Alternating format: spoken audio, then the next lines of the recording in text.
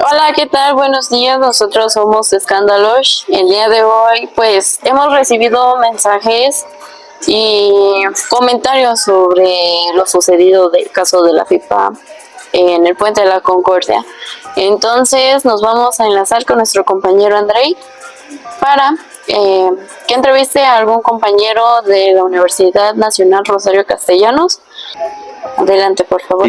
La tarde del 10 de septiembre quedó marcada en Iztapalapa por una de las explosiones más devastadoras de los últimos años. Una pipa de gas volcó bajo el Puente de la Concordia y tras una fuga masiva estalló en cuestión de segundos. La onda expansiva alcanzó decenas de vehículos y peatones que circulaban por la zona. El incendio, con llamas de varios metros de altura, generó escenas de pánico, personas corriendo, vehículos incendiados y múltiples lesionados tendidos sobre el asfalto. Servicios de emergencia de toda la ciudad acudieron para controlar el fuego y trasladar a los heridos a hospitales cercanos. La cifra de víctimas creció conforme avanzaron las horas, mientras vecinos colocaban velas y flores en el lugar como gesto de duelo colectivo. Las autoridades abrieron una investigación para determinar responsabilidades y evaluar posibles omisiones en el operativo del vehículo. El Puente de la Concordia, habitual punto de tránsito, se convirtió ese día en un símbolo de tragedia y en un recordatorio de la urgente necesidad de reforzar las normas de seguridad en el transporte de materiales peligrosos. La jefa de gobierno, Clara Brugada, acudió hasta el lugar de los hechos posterior al accidente. Coordinó a bomberos, ambulancias, protección civil y Guardia Nacional. Supervisó el traslado urgente de las personas heridas. Dio a conocer el estado de los heridos y hospitales donde fueron ingresados. Otorgó apoyos solidarios, transporte, hospedaje, alimentación, atención médica y psicológica. Aseguró el acompañamiento a las familias hasta lograr reparación integral del daño. Confirmó el inicio de peritajes para determinar la responsabilidad.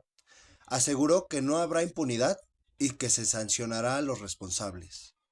Por su parte, la presidenta Claudia Sheinbaum se solidarizó con las víctimas, confirmó movilización inmediata, aseguró que el gobierno federal iba a estar muy pendiente de la situación, investigación a fondo. Estamos apoyando en todo lo que se necesita, nuestra solidaridad a todos aquellos familiares que perdieron a una persona, y lo que se necesite vamos a estar ahí muy pendientes. Eso es lo primero. ¿Tú supiste qué pasó con la pipa en Iztapalapa? Sí. ¿Viste alguna noticia falsa en internet? Pues había visto sobre el caso de la abuelita que protegió a su nieto o nieta, y había visto que primero le salieron como 1000 muertes a la señora, y hasta que finalmente pues falleció, como que a todos estaban como de ¿será cierto? ¿Que los medios ayudaron a calmar la situación o la hicieron más caótica, la silenciaron? Siento que la silenciaron un poco. ¿Por qué crees que la silenciaron? Porque creo que, bueno, en mi parecer, por la gravedad que tuvo el accidente, siento que fueron muchísimo más víctimas de las que oficialmente se dijeron, que creo que fueron menos de 100, creo, una cosa así. Tú, cuando estás navegando por internet, ¿qué es lo primero que haces para confirmar si una noticia es verdadera? Busco más fuentes. ¿Qué pasó con la tragedia de la pipa de Iztapalapa? Sí, lo que supe fue que explotó una pipa de gas LP, más o menos como eso de las 2:20 de la tarde. ¿Viste alguna noticia falsa en internet? Sí, estaba viendo que circulaban mucho sobre que explotó la pipa porque pues pasó por un bache, entonces pues se volcó. ¿Crees que los medios ayudaron a calmar la situación o la hicieron más crítica? ¿Qué opinas al respecto? Bueno, yo opino que los medios de comunicación sí ayudaron a informarnos, pero la mayoría también nos desinformaron al mandar muchas notas, y en ese exceso de información pues nos infoxicaron un poco. Tú, cuando estás navegando en internet, ¿qué es lo primero que haces para confirmar si una noticia es verdadera? Bueno, yo cuando estoy investigando algo, lo que hago es buscar el título de la noticia o de lo que estoy viendo, del texto, y veo si alguien más lo ha publicado, si son fuentes oficiales, mejor, y así corroboro que pues, sí son fuentes buenas y es información verídica. ¿Supiste qué pasó con la tragedia de la pipa de Iztapalapa y qué recuerdas? Sí, bueno, yo recuerdo haber visto noticias en las que decían que se volcó una pipa de gas, LP, en el puente de la Concordia entre los límites de la alcaldía de Iztapalapa y el Estado de México. Hubo pues varios heridos, cuerpos que no fueron reconocidos y también pues hubo varias personas que resultaron heridas y pues que salieron después del hospital. ¿Viste alguna noticia falsa en internet? Sí.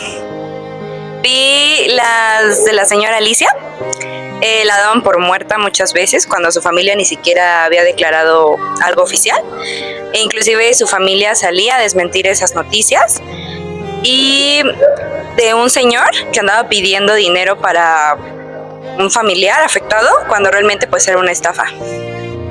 ¿Crees que los medios ayudaron a calmar la situación o la hicieron más crítica o la silenciaron y por qué? Pues yo siento que en algunos medios sí trataron como de calmar la situación, en otros medios no, y en otros medios también la silenciaron mucho y evidentemente pues daban mucha información errónea y mucha información que hacía que el público se sintiera un poco mal, inclusive en alerta o angustia. Tú cuando estás navegando en internet, ¿qué es lo primero que haces para confirmar si una noticia es verdadera? Bueno, lo primero que yo hago es revisar la fuente de información. En este caso, si es de algún noticiero, pues me baso más que nada en eso. Y si no, pues trato de buscar más que nada de dónde sacan esa información. Muy interesantes las respuestas que nos compartió el compañero. Muchas gracias, André. Y ahora nos vamos a enlazar con nuestro compañero de equipo, Álvaro, que nos va a explicar sobre la infoxicación y nos va a dar algunos tips para prevenir. Gracias.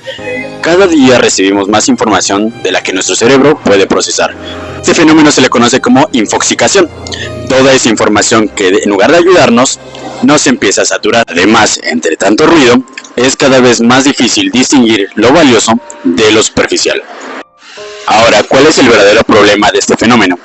Bueno, teniendo un exceso de contenido o información, esto nos puede generar algún tipo de ansiedad, desinformación e incluso una falsa sensación de necesidad o urgencia. Por ejemplo, pensamientos como de si no lo veo hoy, me lo van a arruinar mañana. Y sin darnos cuenta, nos pasamos más tiempo eligiendo qué vamos a ver que disfrutando lo que vemos. La infoxicación no solamente está en las noticias o en la política, también la encontramos en el entretenimiento. Series que se publican cada semana, cientos de creadores de contenido que publican al mismo tiempo, o incluso plataformas que se pelean por obtener nuestra atención. Para ello te voy a dar algunos consejos que puedes tener muy en cuenta. Primero que nada, filtra la información. Segunda, pon límites de tiempo. Tercera, consume de forma consciente. Y por último, eso es más que nada una recomendación. Regresa a lo clásico, algunos libros o algún tipo de musiquita. Muy buenas recomendaciones que nos hizo el compañero Álvaro y también gracias también por la explicación que nos dio sobre la infoxicación.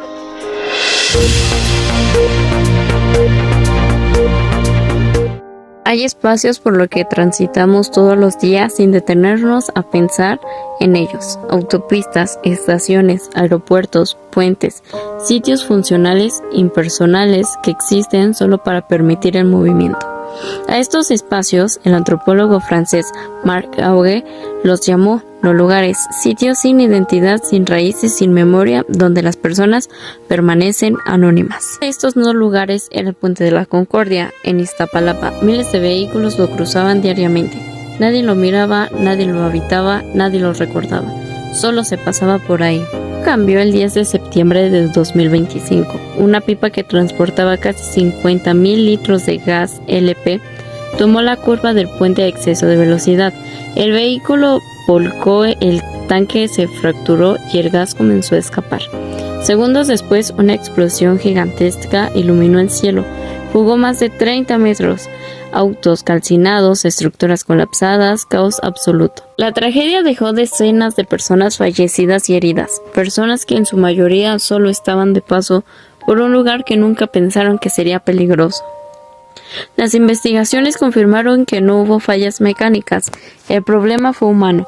La velocidad excesiva sumada a la falta de control sobre el transporte de materiales peligrosos en zonas urbanas relevó una profunda vulnerabilidad en la infraestructura de la ciudad. Y así un espacio que antes era completamente anónimo se transformó en un punto cargado de memoria. De ser un no lugar pasó a convertirse en un sitio marcado por el dolor, la pérdida y la reflexión colectiva. Tragedia nos recuerda a los no lugares, no tan neutros como parecen. Aunque los atravesamos sin pensarlo, también forman parte de nuestra vida urbana.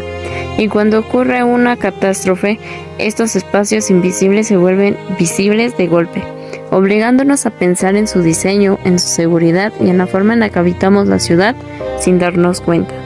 La Concordia dejó de ser un no lugar, hoy es un recordatorio permanente de que incluso los espacios más impersonales pueden cambiar la historia de una comunidad para siempre. La sobrecarga informativa puede retrasar decisiones, generar contradicciones y reducir la transparencia. En crisis como esta, la infoxicación complica la coordinación y la rendición de cuentas. Era el 10 de septiembre de 2025, poco después de las 14:25 horas. La calzada de Ignacio Zaragoza en Iztapalapa transcurría con normalidad. Bajo el puente de la Concordia, una pipa cargada con 49.500 litros de gas LP tomaba una curva traicionera. El conductor perdió el control y el tanque volcó. Chocó contra un muro y se fracturó en un casquete, liberando una nube blanca que se expandió a 180 metros. Y en segundos, el escape del gas halló una chispa fatal. La explosión retumbó con un trueno alcanzando 35 metros de altura y envolviendo 740 metros cuadrados en llamas voraces. Automovilistas atrapados en el caos vieron su mundo arder. Al menos 28 vehículos, incluidos 2 unidades de carga, se calcinaron por completo, mientras la onda expansiva lanzaba escombros y fuego sobre peatones residentes cercanos.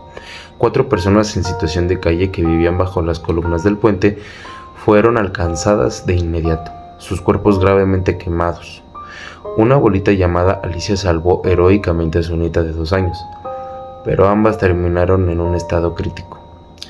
Muchos videos que surgieron por medio de las redes sociales captaron a los testigos que mostraban la huida desesperada de los conductores, abandonando sus autos en llamas, sirenas lejanas y el humo negro elevándose como un elemento colectivo.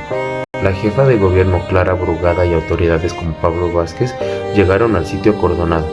Inicialmente se reportaron 3 fallecidos, 2 adultos y un recién nacido, y 70 heridos, muchos con quemaduras de un segundo y tercer grado, atendidos en hospitales como el José María Morelos y Pavón y el Ignacio Zaragoza del Iste.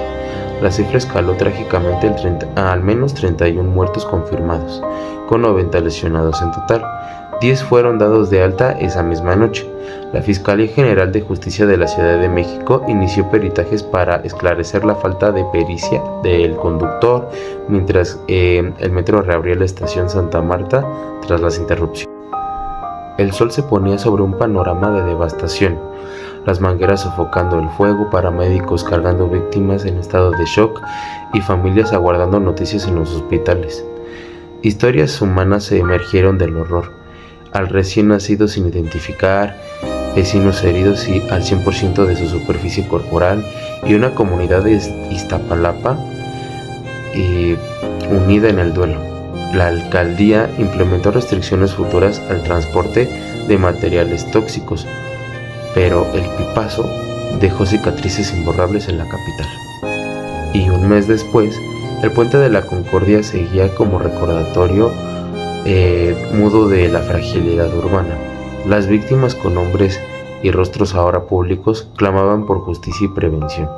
Aquel miércoles de rutina se convirtió en símbolo de negligencia vial y resiliencia colectiva, un eco que obliga a replantear la seguridad en las venas de la Ciudad de México. Y con base a esta noticia, también por parte del equipo de Escándalos, presentamos nuestras más sinceras condolencias ante las familias afectadas y ante las víctimas que pues tristemente estuvieron en el lugar, y hubo pues además de heridos, fallecidos. Y también pues queremos decir que no caigan en todo lo que dicen las redes sociales y verifiquen bien las fuentes, que no todo es real y no por lo que diga algún influencer, algún cantante alguien que no está bien informado es verídico. Sí, alguien que es del medio del entretenimiento y como tal también en las fuentes verídicas también que están por parte del gobierno de la Ciudad de México, de cualquier otra entidad del estado, por favor confirmen bien las fuentes realmente, porque eso nos va a ayudar mucho para también no sobreinfoxicar. Y nosotros somos Escándalos y síguenos en nuestras redes sociales. Nosotros te vamos a dejar aquí abajo nuestra descripción para que nos puedas seguir. Y pues esto sería todo. Nosotros estamos dedicados a platicarte sobre el entretenimiento y las noticias más relevantes. Muchas gracias.